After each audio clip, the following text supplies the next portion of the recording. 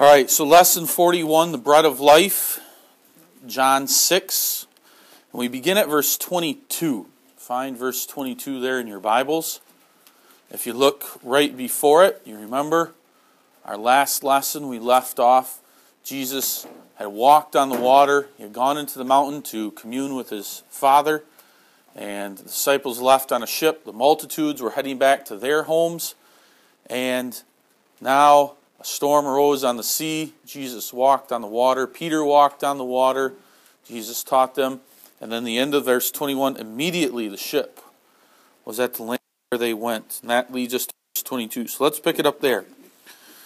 The day following, when the people which stood on the other side of the sea saw that there was none other boat there, save that one whereinto his disciples were entered, and that Jesus went not with his disciples into the boat, but that his disciples were gone away alone, howbeit there came other boats from Tiberias nigh unto the place where they did eat bread. After that the Lord had given thanks. When the people therefore saw that Jesus was not there, neither his disciples, they also took shipping and came to Capernaum, seeking for Jesus. So these people, very astute, they look around. Oh, there's a ship that the disciples were in, but none of them are here. We didn't see Jesus, so they put two and two together and conclude, hey, I know where we need to head. We need to go find Jesus, I bet. Well, let's go look in Capernaum. And they went there seeking for Jesus. Verse 25. And when they had found him on the other side of the sea, they said unto him, Rabbi, when camest thou hither? Jesus answered them and said, Verily, verily, I say unto you, ye seek me not because ye saw the miracles, but because ye did eat of the loaves and were filled. Labor not for the meat which perisheth, but for that meat which endureth unto everlasting life, which the Son of Man shall give unto you. For him hath God the Father sealed. Then said they unto him, What shall we do that we might work the works of God? Jesus answered and said unto them, This is the work of God, that ye believe on him whom he hath sent. They said therefore unto him, What sign showest thou then, that we may see and believe thee? What dost thou work? Our fathers did eat manna in the desert, as it is written, He gave them bread from heaven to eat. Then Jesus said unto them, Verily, verily, I say unto you, Moses gave you not that bread from heaven, but my Father giveth you the true bread from heaven. For the bread of God is he which cometh down from heaven, and giveth life unto the world. Then said they unto him, Lord, evermore give us this bread. And Jesus said unto them, I am the bread of life. He that cometh to me shall never hunger. He that believeth on me shall never thirst. But I say unto you, that ye also have seen me, and believe not. All that the Father giveth me shall come to me, and him that cometh to me I will in no wise cast out. For I came down from heaven not to do my own will, but the will of him that sent me. And this is the Father's will which has sent me, that of all which he hath given me I should lose nothing, but should raise it up again at the last day. And this is the will of him that sent me, that every one that seeth the Son of Man, that seeth the Son, and believeth on him, may have everlasting life, and I will raise him up at the last day. Then the Jews murmured at him, because he said, I am the bread which came down from heaven. And they said, Is not this Jesus, the son of Joseph, whose father and mother we know? How is it that he saith, I came down from heaven? I'm going to stop there. Interesting narrative, then we'll pick it up from there. Okay. So here come this multitude of people, right? They were over on the other side of the sea. Jesus did a miracle there for them. What miracle did he do? Right in front of them when they were out there in our last lesson. Garrett? 5 loaves, 2 fishes, feeding at least 5,000 men, and we said anywhere from 10 to 20,000 people he could have fed. And what don't they call that already the next day? What do they fail to call that, do we see here? Jesse? What do they want from Jesus to prove he's from heaven? What kind of sign?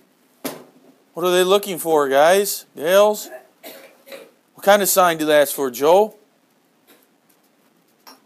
Remember? What kind of sign did they ask for? Look back. Let's see here.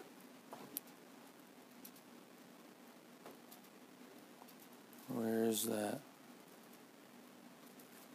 Well, verse 30.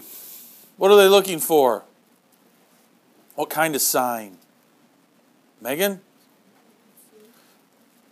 Well, where were they yesterday then? If they want to see something, didn't they see the 5 loaves and the 2 fishes feed 10 to 20,000 people and have 12 baskets enough? Wasn't that enough? What more do you need? We can see the foolishness of these stone-cold hearts of unbelievers.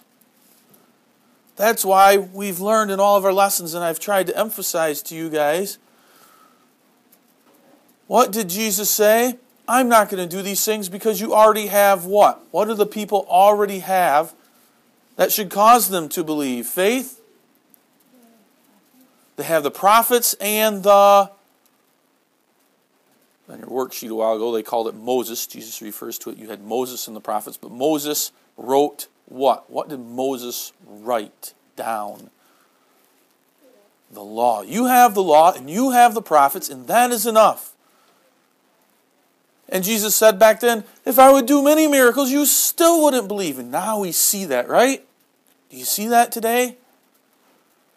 He just fed 5,000 plus people with 5 loaves, 2 fishes, and 12 baskets left over.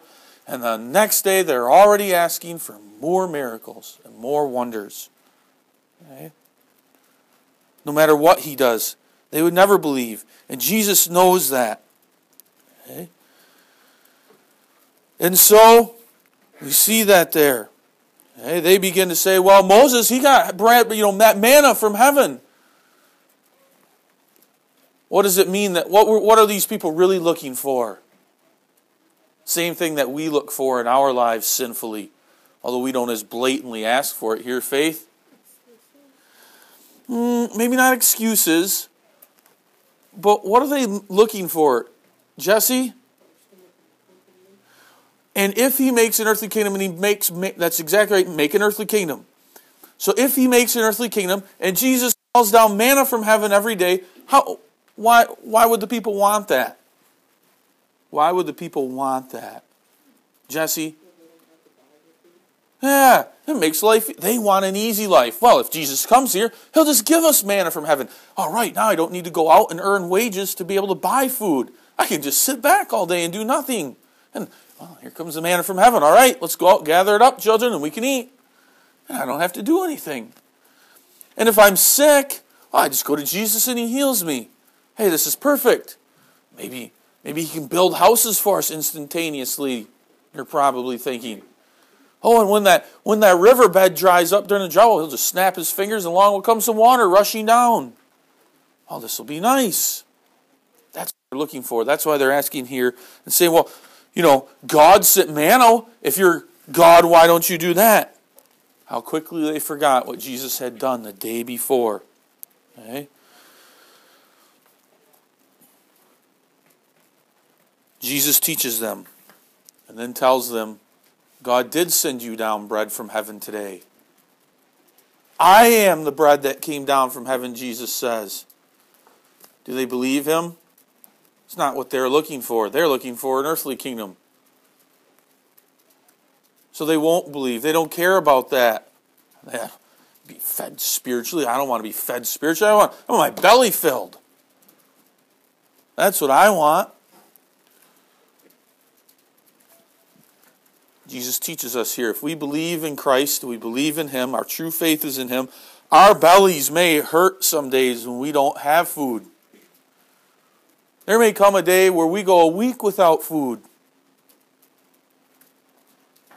But every morning when you wake up, there may be no food in your refrigerator. The cupboard is bare. But sitting on your bedstand next to you is something that can fill you even more. A Bible. Wake up in the morning and let God fill that in your hearts and your minds, and then you'll be truly fed and watered. God will care for His people. If it's His will that we die of starvation, then that's His will. God promises, though, too, to keep care for His people. Okay? And then that beautiful verse that we can use to show, again, that there's election and reprobation, that God has His people. It's not something that's done in my heart. It's not something where I say, well, I guess I'll open my heart up and let Jesus come in. No, that's not the case here. Okay? Instead, Jesus gives us here, none can come to me except the Father which has sent me draw him, and I will raise him up at the last day. Okay? So, and then verse 39, this is my Father's will, that all which He hath given me I should lose nothing. There's comfort there too. Yesterday I fell into sin. Oh boy, what am I going to do? I'm afraid. But no, I don't need to be afraid. God promises that sin that I did yesterday, He'll forgive me. He won't keep me out of heaven just because of that sin. Because I'm His child. So anyways, Jesus teaches that I am the bread of life. And of course, we see the retort of the people there. They think it's a bunch of foolishness. Okay? Well, don't we know? What does He mean He came down from heaven? He came out of the womb of His mother, Mary. We can walk down the street and talk to Joseph and Mary here and ask her, Mother, or Mary, mother of Jesus, where did your son come from? Did he come from heaven? Did an animal bring him down from the heavens? Did he come down on a cloud? Or did he come out of your womb? And of course she's going to say, well, he came from my womb. And she could tell him again the beautiful story of the angels visiting her, and that it had been a virgin birth, but it still wouldn't matter. It's just like the feeding of the 5,000. They won't believe. Their hearts are hard. They don't love the Lord. Okay? So, they say that. So let's take a look at verse 43. That's where we left off there. They're murmuring. They don't think Jesus is making any sense here. So, please take a look at verse 43.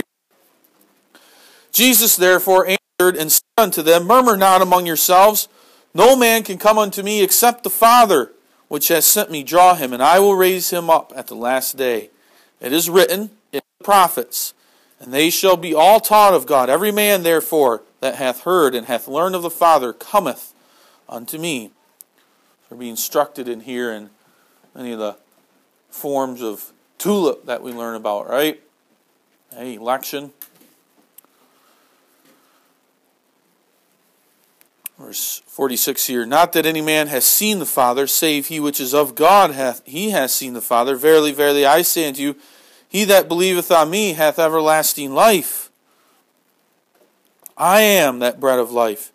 Your fathers did eat man in the wilderness, and they're dead. This is the bread which cometh down from heaven, that a man may eat thereof, and not die. Again, Jesus is making spiritual pictures there. I am the living bread which came down from heaven. If any man eat of this bread, he shall live forever. And the bread that I will give is my flesh, and I will give for the life of the world. That doesn't mean we need to eat the flesh of Jesus, like the Catholics are going to believe that that wafer is turning into the flesh of Jesus. I'm not eating at the communion table the flesh. Symbolism, it's a picture of it. And we see again, what is the reaction of these people standing here? The Jews therefore strove among themselves, saying, how can this man give us his flesh to eat? They're thinking literally again. They aren't seeing the visual pictures that Jesus is making. Instead, they're literally thinking, well, to do I have to come and gnaw off his flesh? You can imagine them elbowing each other, snickering at each other because they're full of unbelief. They're mocking him. Jesus is teaching them, and he will leave them. He's not going to cast his pearls before swine, as we would say. He's taught them, he's instructed them, he's given them the wisdom that they need to, and instead they just mock him and make fun of him. You can imagine them saying, well, what do I got to do? Go over there and take a bite out of them? Sometimes we sinfully do that too. When some authority figure is trying to teach and instruct us, we make light of their words and mock them. We shouldn't do that. Continuing on in verse 53, then Jesus said unto them, verily, verily, I say unto you, except ye eat of the flesh of the Son of Man, and drink his blood, ye have no life in you. In reading class, you talk about foreshadowing, right? When an author talks and gives you a clue about something's coming later on. What is Jesus foreshadowing here?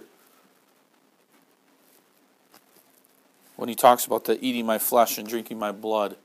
What is he foreshadowing? What is he beginning to teach about? What seeds is he beginning to plant in the disciples' mind? When else does he talk about that? Eating my flesh and drinking my blood.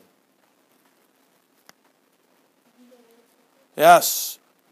Right before Jesus is going to die on the cross, we'll have the Lord's Supper. And there again, Jesus will talk about eating my flesh and drinking my blood. That the wine is a picture of that.